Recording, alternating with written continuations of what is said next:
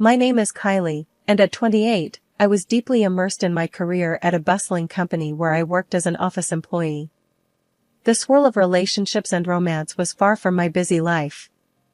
But, as they say, life has its surprises. It was at a casual get-together with my friends where I first met Mike. He was a friend of a friend, and from the moment he entered, there was something about him that caught my attention. He was confident, almost too much, but it was his persistent attention towards me that was both flattering and a little overwhelming. "Hey, I'm Mike," he said, extending his hand with a smile that seemed practiced, but charming. "Kylie," I replied, shaking his hand. "Nice to meet you." As the evening went on, Mike made it a point to engage me in conversation.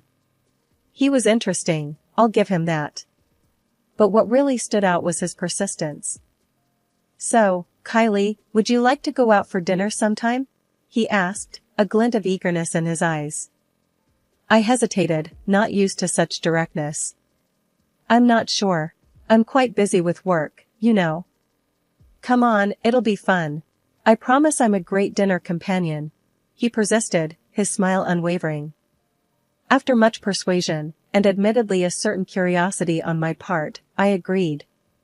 That's how our courtship started. Mike was relentless in his pursuit. He'd show up with small gifts, send me good morning texts, and always made sure to check in on how my day was going. A few months into this whirlwind romance, he popped the question. It felt fast, but Mike's determination seemed genuine. "Kylie, I know this might seem quick, but I've never been sure about anything. Marry me?" he said one evening as we walked through the city park, the stars just beginning to twinkle in the dusk sky. I remember laughing, half in disbelief and half in excitement. "Mike, are you serious? We barely know each other." "I am serious, Kylie. I've never felt this way about anyone. You're the one for me," he replied, his eyes locked on mine. Maybe it was the romance of the moment or the way he looked at me, but I said yes. It was a decision that would lead me down a path I never expected. We got married a few months later and moved into the house he owned. We agreed to split everything equally, a decision that seemed fair and modern. The equilibrium of our marriage began to falter subtly after a significant advancement in my career.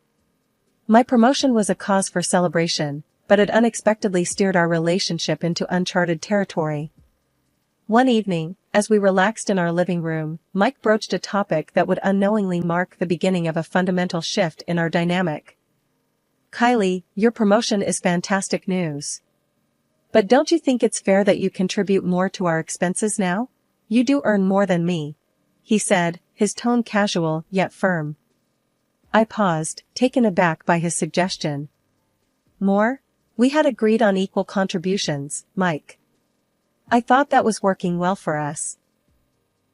He leaned back, exuding a confidence that bordered on arrogance.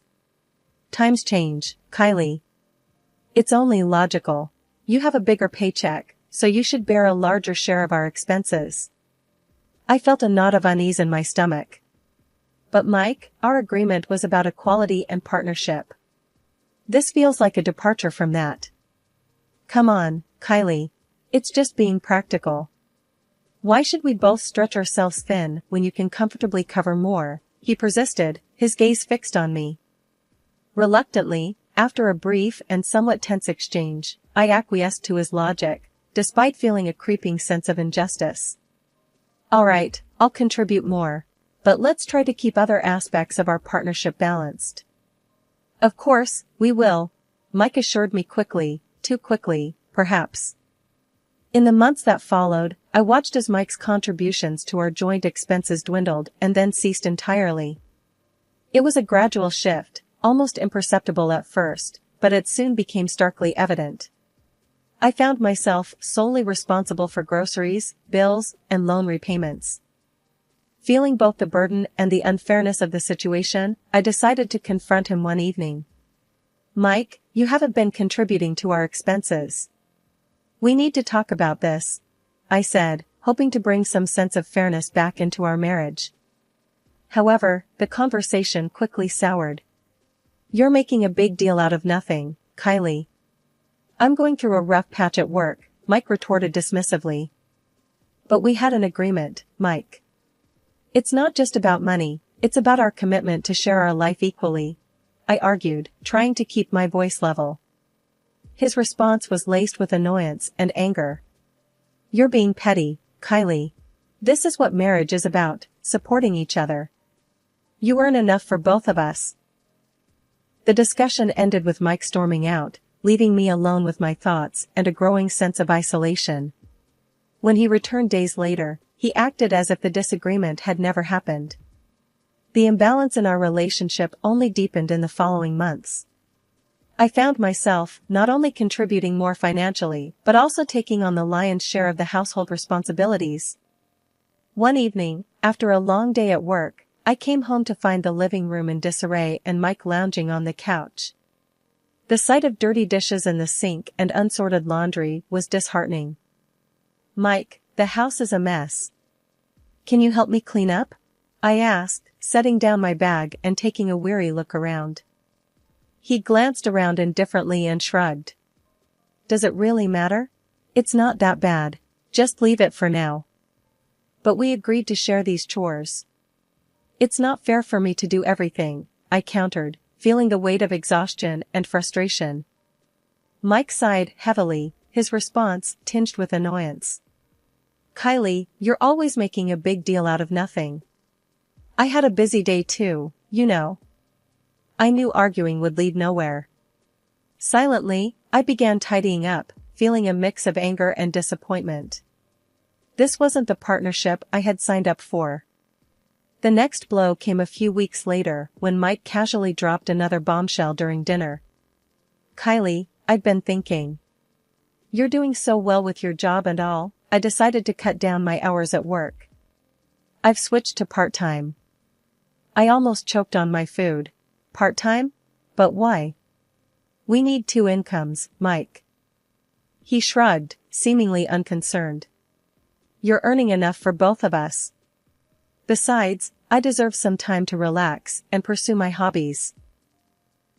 I couldn't believe what I was hearing. Mike, that's not how it works.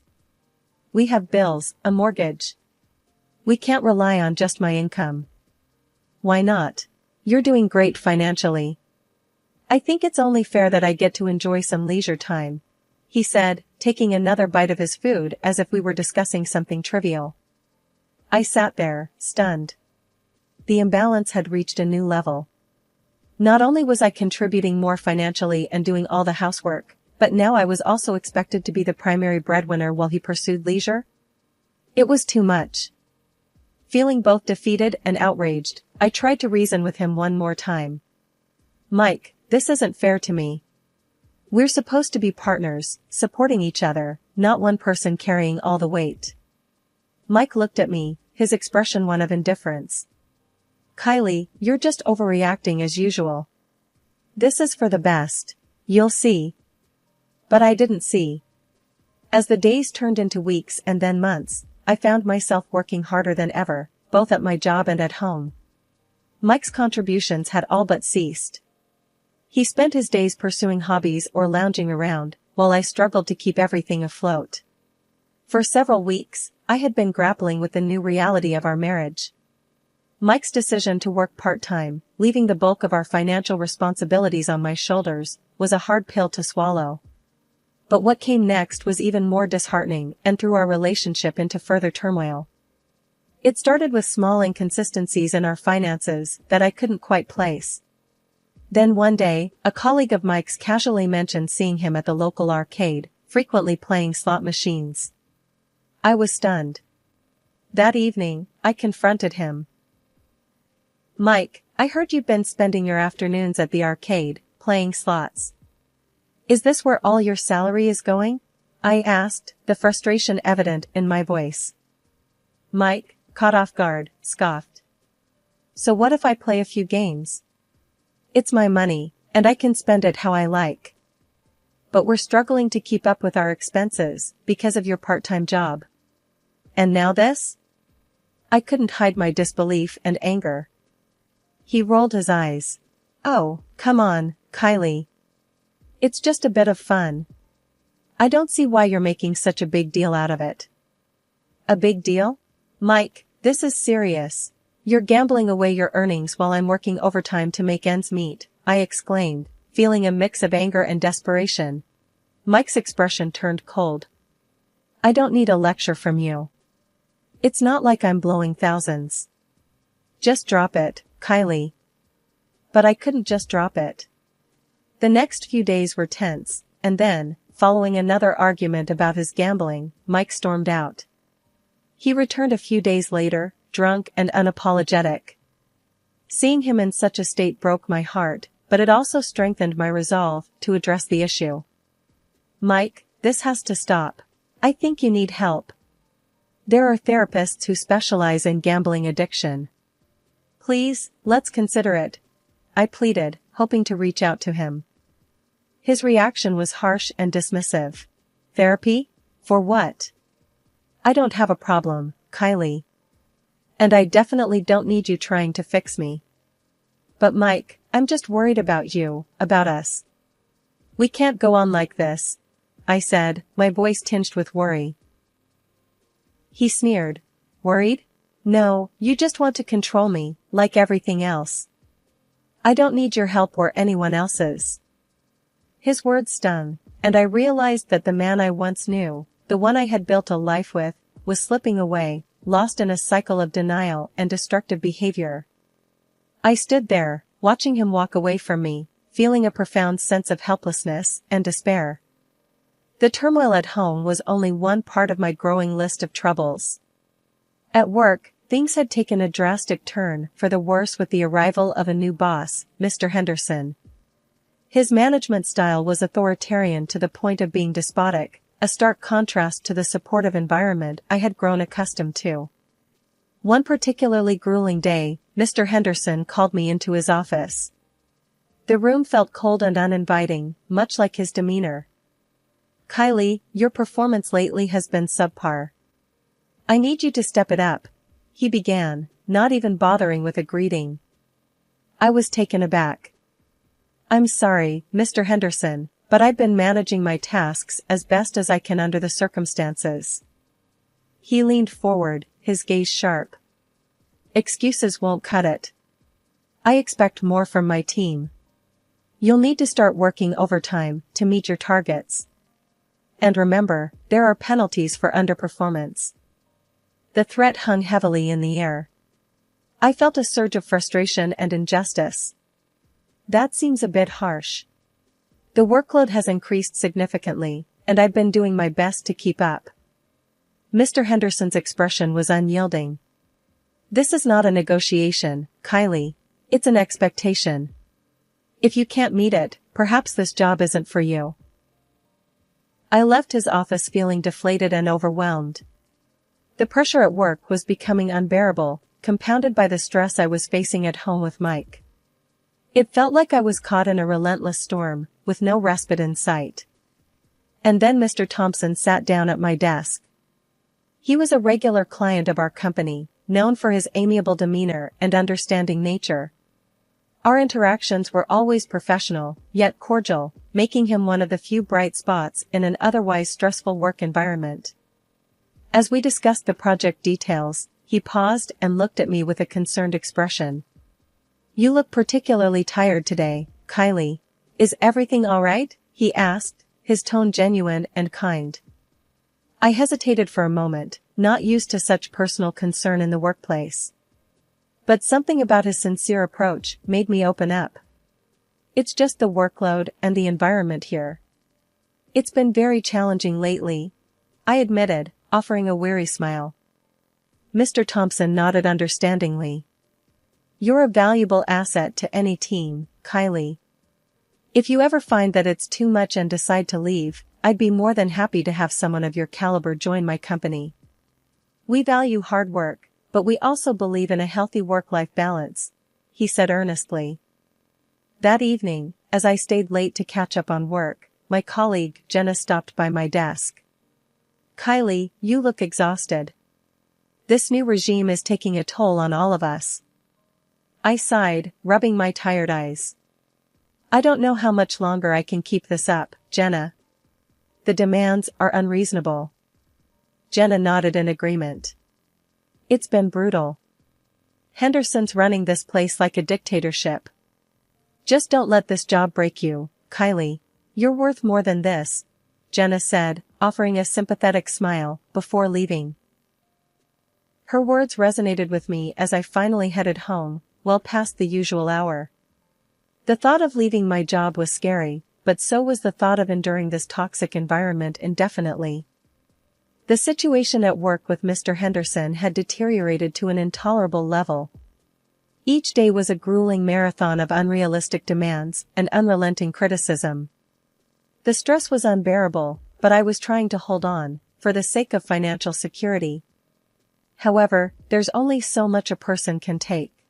It all came to a head on a Thursday, a day that started like any other, but would end up changing everything. Mr. Henderson summoned me to his office that morning. His office, always stark and intimidating, felt even more oppressive than usual. Kylie, your performance is slipping. I'm not seeing the results I need, Mr. Henderson began, his voice cold and accusatory. I was already frayed from the constant pressure. I'm doing everything I can, Mr. Henderson. The workload is immense, and I'm only human. That's no excuse. I expect better from you. You need to put in extra hours. No more excuses, or there will be consequences, he threatened, his eyes boring into mine. I felt a surge of frustration, mixed with desperation. Extra hours? I'm already stretched thin. The demands you're putting on us are unreasonable. He leaned forward, a menacing look on his face. This is a business, Kylie, not a charity. You do what needs to be done, or you can find employment elsewhere. The unfairness of his words, the blatant disregard for my well-being, it all became too much. My frustration boiled over into a resolve I didn't know I had. That's it. I can't do this anymore. I quit, I announced, my voice steady yet loud, a stark contrast to the quivering feeling inside. Mr. Henderson's face turned a shade of red I hadn't seen before. Quit? Fine. Leave. We don't need weak links here. I walked out of his office, and in that moment, despite the fear of uncertainty, I felt a weight lift off my shoulders. The relief, however, was short-lived. Returning home early, I found Mike in his usual spot on the couch. His surprise at seeing me so early quickly turned to concern when he saw my expression. What happened, Kylie? Why are you home so early? He asked, sitting up. I threw my bag down, the events of the day pouring out of me. I quit my job, Mike. I couldn't take it anymore. Mr. Henderson was impossible. Mike's concern quickly morphed into anger. You quit? Just like that? What about our bills, our expenses? How could you be so irresponsible? I was stunned by his lack of empathy. I expected some support, Mike. The job was killing me. I thought you, of all people, would understand. He stood up, his anger palpable. Support? You expect me to support us both now? You put us in a financial mess. The argument escalated quickly, with Mike's frustration boiling over into a demand I never saw coming. He retrieved a folder from the desk and slammed it on the coffee table. Here, sign these. I can't be with someone who can't hold down a job, he said, pushing the divorce papers toward me. I looked at the papers, then at him, my heart sinking. Divorce? You want a divorce over this? Yes, I do. You've just proven you can't be relied upon. Sign them, Kylie, he demanded. Feeling a complex mix of anger, sadness, and disbelief, I numbly took the pen and signed the papers. My marriage was ending, just like that. Now get out, he said coldly, once I had signed. I packed a few belongings and left the house. As I closed the door behind me, I felt an overwhelming sense of loss, but also a flicker of hope. I was leaving behind a job and a marriage that had become suffocating. Sitting alone in the modest hotel room, with the last remnants of my former life packed in a suitcase, I realized that I was at a crossroads. The weight of my failed marriage and the collapse of my career loomed over me, but within that chaos, there was a glimmer of opportunity, a chance to start anew. The following morning, as I sipped a solitary cup of coffee, my phone buzzed. It was Jenna, my former colleague and friend. "Hey, Kylie, I heard about what happened. Are you okay?" Jenna's voice was filled with concern. I sighed, staring out of the hotel window. "I'm okay, Jenna. Just trying to figure out my next move. You know, maybe this is a blessing in disguise. A fresh start, you know," she said, trying to be encouraging. Her words resonated with me. "Maybe you're right. I just need to find a new job, something less stressful. That's the spirit. And hey, I might have something for you. Remember Mr. Thompson, that client we both liked? He asked about you yesterday." After the call, I felt a renewed sense of purpose. I spent the day updating my resume and reflecting on what I truly wanted from my career. The following week, I met with Mr. Thompson. He greeted me warmly, his office a stark contrast to the cold environment I had left. "Kylie, I need someone with your expertise. The role is challenging but much less stressful than your last job, I promise," he said with a chuckle. We discussed the details, and everything about the job felt right, the responsibilities, the work environment, the balance it promised. By the end of our meeting, I had a new job, one that seemed like the perfect step forward. That night, in my hotel room, I called my mom to update her on everything. She had been worried about me since the divorce. "Mom, I got a new job. And it's a good one," I said, a smile in my voice. "Oh, Kylie, that's wonderful news. I'm so proud of you," she replied, her voice filled with relief and happiness. We talked for a long time, and her words of encouragement and love bolstered my spirits further. I went to bed that night with a sense of peace I hadn't felt in a long time. 3 months into my new job, life was gradually looking up. It was during this time of personal growth that I received an unexpected call from Mike, my ex-husband, which only underscored how much had changed. The phone rang early on a Saturday morning. Mike's voice, frantic and desperate, filled the line. "Kylie, you have to come back. I'm struggling here. The bills, the debts, it's all too much," he pleaded, his voice a mix of panic and despair. I held the phone, feeling a complex mix of emotions. "Mike, we're divorced. You made your decision." "I've moved on," I responded, my voice firm yet calm. He continued to implore, "But I need you, Kylie. Everything's falling apart. I'm drowning in debts, and I've lost so much money." His words no longer had the power they once might have. "I'm sorry, Mike, but you have to manage on your own. I have my own life now," I said, ending the call with a sense of finality. After hanging up, I felt a reaffirmation of my newfound independence. Mike, who had once discarded me, now realized my value, but it was too late. Later that week, a conversation with Liz, a mutual friend, shed more light on Mike's situation. "It's bad, Kylie. He's lost a ton of money. He's working 2 jobs now, but he keeps getting fired because of his drinking and gambling," she revealed. The news, while saddening, didn't surprise me. Mike had chosen his path, and now he was facing the consequences of his choices. It was a stark contrast to the stability and success I was experiencing. That same week, Mr. Thompson, my boss, called me into his office. He handed me an envelope. "Kylie, you've exceeded our expectations. This is a bonus for your hard work," he said, his smile genuine. I was touched and grateful. "Thank you so much, Mr. Thompson. I really appreciate this," I replied, feeling valued and recognized. Leaving his office, I felt a deep sense of satisfaction and achievement. My decision to leave a toxic job and a failing marriage was paying off in ways I had never imagined. As I walked home that day, past the familiar streets and faces, I realized how much my life had changed for the better. I had found a career that rewarded me and built a life of independence and strength.